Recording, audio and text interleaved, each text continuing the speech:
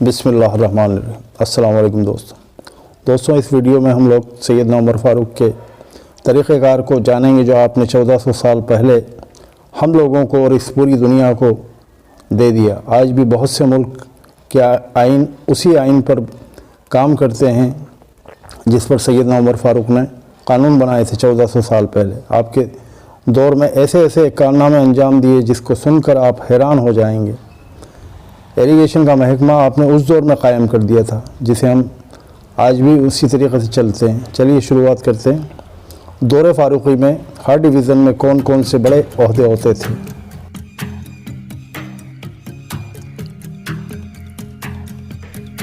Collector, Sahib एहदास यानी IGP inspector general of police, Sahib Baitulmal यानी अफसर ख़जाना, कातिब दीवान यानी मिलिट्री अकाउंटेंट जनरल और काजी यानी जज मुकर्रर किए गए थे।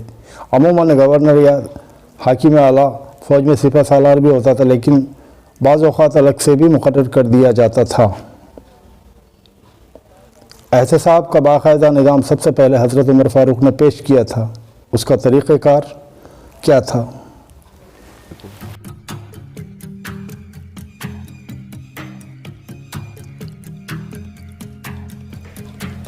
हुकूमती नज़्म नफ्स को बेहतर रखने के लिए सख्त एहतसाब का निज़ाम कायम किया। ख़ुद को भी एहतसाब के लिए हर वक्त पेश करते। हर आमिल की रवानगी के वक्त उसके माल व असबाब का हिसाब रखा जाता और वापसी पर ज़्यादा होता तो पूछताछ की जाती थी। एहतसाब का एक तरीक़ा यह भी था कि आमिल और गवर्नर को यह हुक्म था कि हज के मौके पर हाजिर रहे, हाजियों की परेशानियों को सुनें, उनकी शिकायतों को सुनें और उसको दुरुस्त करें। और यह तरीक़ेकार आज भी हज के मौके पर अपनाया जाता है। हज़रत उमर फ़ारूक रज़ियल्लाहु अन्हु ने इस्लामी सल्तनत में ज़राअत की तरक्की के लिए क्या इंतज़ाम किए थे?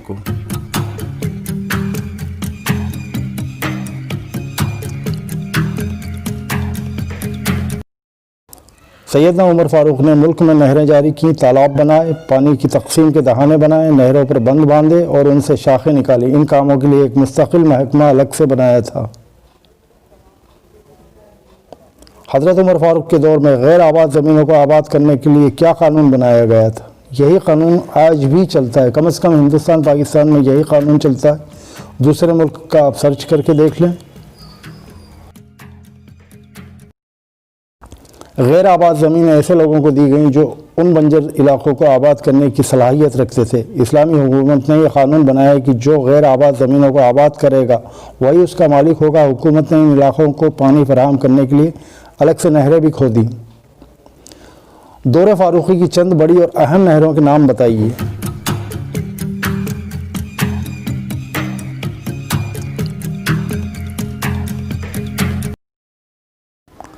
अठारह हिजरी में अरब में शदीद कहर पड़ा तो मिस्र से गल्ला मंगवाया गया। फिर उमर फ़ारूक ने 99 मील लंबी नहर खुदवा कर दरियाए नील को बहरे कुलजम से मिला दिया। उससे जहाज़ मदीने के बंदरगाह तक आने जाने लगे। मिस्र और मदीने का रास्ता कम हो गया और ज़राअत को तरक्की मिली।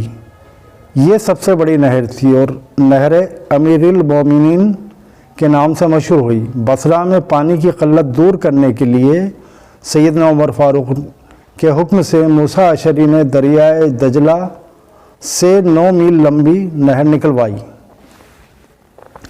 अब आप देख सकते हैं, अंदाज़ लगा सकते हैं कि उस ज़माने में न अर्थ मूविंग मशीनें होती थी और कितने बड़े बड़े कारनामे सैयदना उमर फ़ारूक ने अंजाम जो नहर अबू मूसा कहलाई। अहले अंबार की दरख्वास्त पर हज़रत उमर फ़ारूक की इजाज़त से हज़रत साद बिन अबी वक्कास ने ये नहर खुदवाई, लेकिन दरमियान में पहाड़ हायल होने की वजह से नामुकम्मल रह गई। उसे हज्जाज बिन यूसुफ ने अपने ज़माने में मुकम्मल करवाया। उसके अलावा नहरें मौक्कल और बाज़ दूसरी नहरें भी खुदवाई गई थी।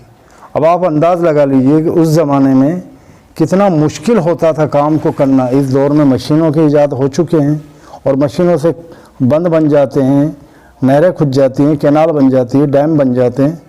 आपने उस ज़माने में इस काम को अंजाम दिया। सुभान अल्लाह। हज़रत उमर फ़ारूक के चंद तरक्याती काम बता दीजिए।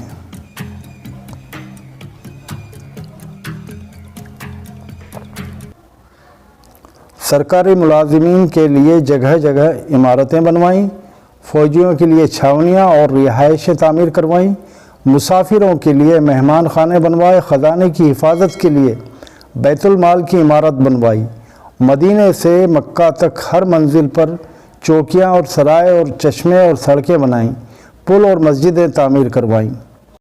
سیدنا عمر فاروق نے کیا زبردست کارنامے کیے، سبحان اللہ۔ کوفے کی بیت المال کی عمارت کب اور کس نے بنوائی؟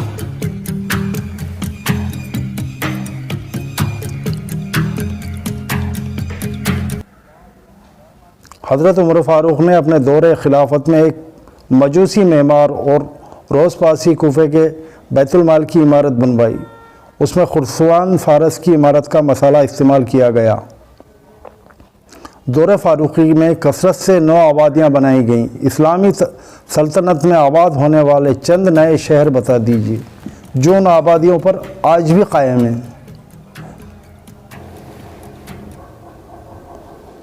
حضرت سعد بن ابی وقاص نے حضرت عمر رضی اللہ عنہ کے حکم سے کوفہ آباد کیا اور اس میں 40,000 افراد کے لیے مکانات تعمیر کروائے۔ کوفہ کی جامع مسجد میں 40,000 افراد کے لیے نماز پڑھنے کی گنجائش تھی۔ حضرت عتبہ بن غزوان رضی اللہ عنہ نے عمر کے حکم سے بصرہ آباد کیا۔ شروع میں یہاں 800 افراد نے سکونت اختیار کی، پھر جلد ہی یہ تعداد 80,000 کے قریب ہو گئی اور اس کے بعد ماشاءاللہ 1,20,000 کے آس پاس ہو گئی۔ حضرت عمر رضی اللہ عنہ بن عاص نے اس فاروق اعظم کے حکم سے مصر فتح کرنے کے بعد دریائے نیل اور جبل مقلم کے درمیان صحرا میں فسطاط نام کا شہر آباد کیا۔ یہ شہر بعد میں مصر کے صدر مقام بنا۔ سیدنا عمر بن عاص نے استملیہ کی فتح کے بعد جیزہ میں تھوڑی سی فوج مقرر کی، وہاں آبادی ہو گئی۔ پھر وہاں قلعہ بھی تعمیر کر دیا۔ موصل شہر کی جگہ گاؤں تھا، وہاں سیدنا عمر فاروق کے حکم سے حضرت ہرشم بن ارسفال نے ایک عظیم شہر کی بنیاد رکھی جسے موصل کا نام دیا گیا۔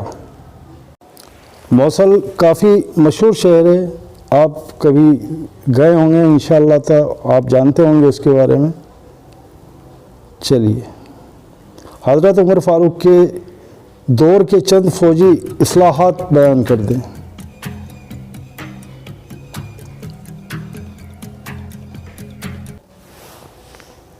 آپ نے فوج میں چھاونیاں قائم کرنے کے علاوہ ایک منظم محکمہ قائم کیا۔ 15 ہجری میں ولید بن ہشام کے مشورے سے فوج کا الگ محکمہ قائم کیا جسے ریزرو فوج کہہ سکتے ہیں۔ فوجی خدمات سر انجام دینے والے مہاجرین و انصار صحابہ کے نام رجسٹرڈ کیے گئے، انہیں درجہ بدرجہ تنخواہیں دی جانے لگیں۔ حضرت مخزمہ بن نوفل، حضرت جدیر بن متم اور عقیل بن ابی طالب کو ہر شخص کی قواعد درج کرنے کا کام سونپا گیا، پھر ان کی قابلیت اور حسب مراتب تنخواہیں مقرر کی گئیں، یعنی ان کو سلیکٹ کیا گیا ایک طریقے سے،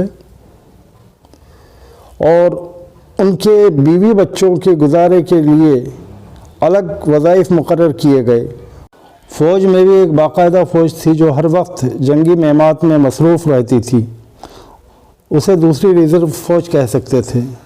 یہ مجاہدین گھروں میں رہتے اور وقت سے ضرورت انہیں جنگ پر بھیجا جاتا تھا، لیکن تنخواہ دونوں کو ملتی تھی۔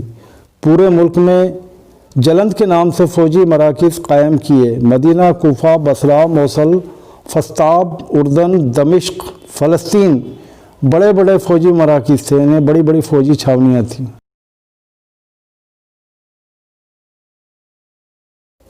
سرحدی علاقوں اور ساحلی مقامات کی حفاظت کا الگ سے انتظام کیا گیا۔ حضرت عبداللہ بن قیس کو اس کا سربراہ مقرر کیا گیا۔ فوجیوں کو جمعہ کی چھٹی کے علاوہ ہر 4 ماہ بعد چھٹی ملتی تھی۔ فوجی بھرتی کی طرف خاص توجہ دی گئی۔ اسلحہ سے لیس تقریباً 10 لاکھ فوج ہر وقت تیار رہتی تھی۔ سبحان اللہ، کیا طریقہ کار تھا۔ حضرت عمر فاروق کے دور میں فوجیوں کے لیے کن باتوں میں مہارت لازمی تھی؟